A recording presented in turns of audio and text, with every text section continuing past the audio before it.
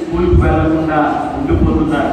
అనేక మంది పిల్లలు ఎయిడ్స్ ఎఫెక్టెడ్ అయిపోతున్నారు. వారి తల్లిదండ్రుల ద్వారా ఏ అన్యం పుణ్యం తెలియని పిల్లలు ఎయిడ్స్ ఎఫెక్టెడ్ అయిపోయి వారి అపరత భావనలోకి వెళ్ళిపోయి లోకంలోకి సమాజంలోకి దొంగల్లా ఒక కేడీలా ఒక అనేక రకాలుగా మారిపోతున్న వారు ఉన్నారు. వీరందరి వరకు దేవుని సన్నిధిలో పోజారుదాం.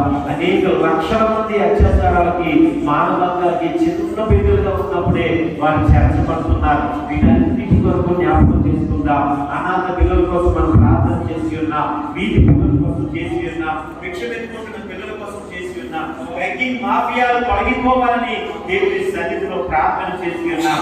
ఈ బాల కార్మికులుగా ఉన్న వారందరూ స్కూల్కి వెళ్ళాలని వాళ్ళు వదిలిపెట్టి దేవుడు వారికి కావాల్సిన పోషణ, ఆధారము, జీవిత భత్యము వీటన్నిటి దేవుడు ఏర్పరిచేలాగా దేవుడు రాబోయే దినాల్లో సహాయం దయచేస్తున్న నమ్మకం ప్రశ్నిస్తూ రెండు చేతులు పైకెత్తి దేవుడి సన్నిధిలో మనస్ఫూర్తిగా దేవుడికి కృతజ్ఞతలు చేద్దాం. హల్లెలూయా, హల్లెలూయా, స్తోత్రం, స్తోత్రం తండ్రి దేవా, నీకే వందనాలు తండ్రి దేవా, నీకే స్తుతులు తండ్రి దేవా, యేసయ్యా నీకే వందనాలు, నీకే స్తుతులు. హల్లెలూయా, హల్లెలూయా, యేసయ్యా చిన్న బిడ్డలు నేను కరుణిస్తున్నా నీకెంతో వందనాలు. హల్లెలూయా, హల్లెలూయా.